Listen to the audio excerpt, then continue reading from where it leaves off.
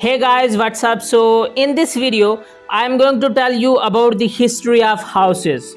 This video will explain that how our ancestors lived and how we live. So let's dive in it. My dears, little is known about the earliest origin of the house and its interior. However, it can be traced back to the simplest form of shelters.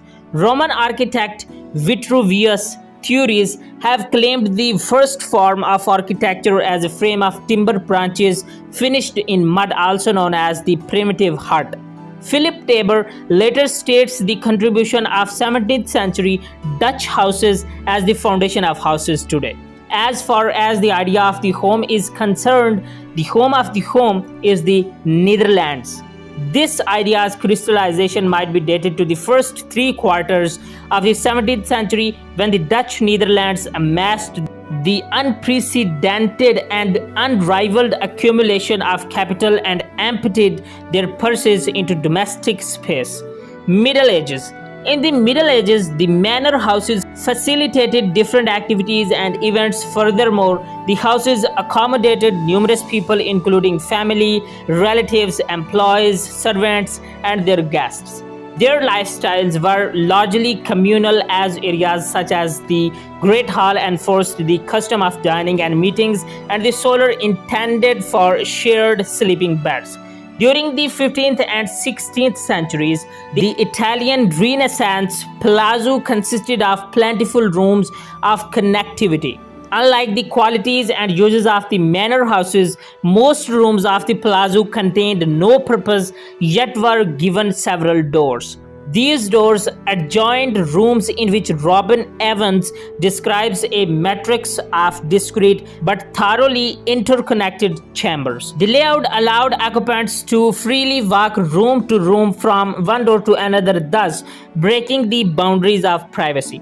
Once inside, it's necessary to pass from one room to the next, then to next to traverse the building. Where passages and staircases are used as inevitably they nearly always connect just one space to another and never serve as general distributors of movement. Thus, despite the precise architectural containment offered by the addition of room upon room, the villa was, in terms of occupation and open plan, relatively permeable to the numerous members of the household.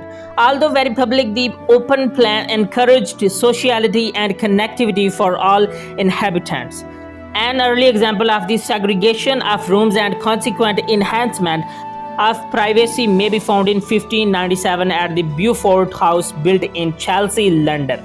It was designed by English architect John Thorpe, who wrote on his plans a long entry through all. The separation of the passageway from the room developed the function of the corridor. This new extension was revolutionary at the time, allowing the integration of one door per room in which all universally connected to the same corridor. English architect Sir Roger Pratt states the common way in the middle through the whole length of the house, the offices from one molesting the other by continual passing through them. Social hierarchies within the 17th century were highly regarded, as architecture was able to epitomize the servants and the upper class. More privacy is offered to the occupant, as Pratt further claims. The ordinary servants may never publicly appear in passing to and fro for their occasions there. This social divide between rich and poor favored the physical integration of the corridor into housing by the 19th century. Sociologist Witold Rybczynski wrote the subdivision of the house into day and night uses and into formal and informal areas had begun. Rooms were changed from public to private, as single entryways forced notions of entering a room with a specific purpose. Compared to the large-scaled houses in England and the Renaissance, the 17th century Dutch house was smaller and was only inhabited by up to 4 to 5 members. This was because they embraced self-reliance in contrast to the dependence on servants and a design for a lifestyle centered on the family. It was important for the Dutch to separate work from domesticity, as the home became an escape and a place of comfort. This way of living and the home has been noted as highly similar to the contemporary family and their dwellings. By the end of 17th century, the house layout was transformed to become employment free and forcing these ideas for the future.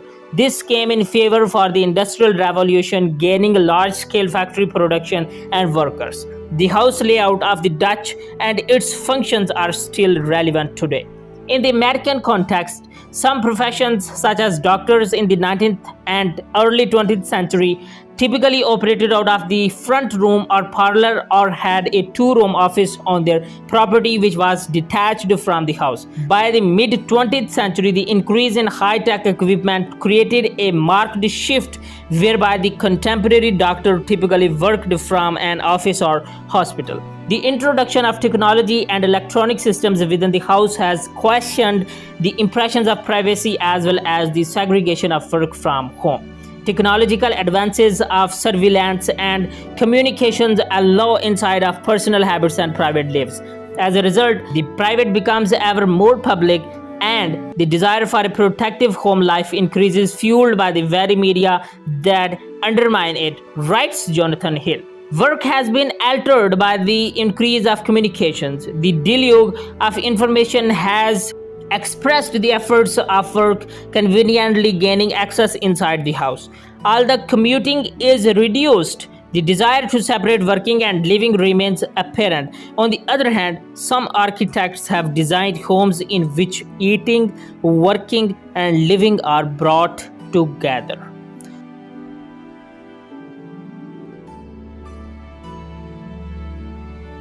So my dears, this was our video. Now I wanna turn it over to you. Press the like button if you really like the video or you got something new today. Also press subscribe red button and give it a new white color. And tell me about that point which you got new today. Goodbye, stay blessed, and bundle of thanks for watching.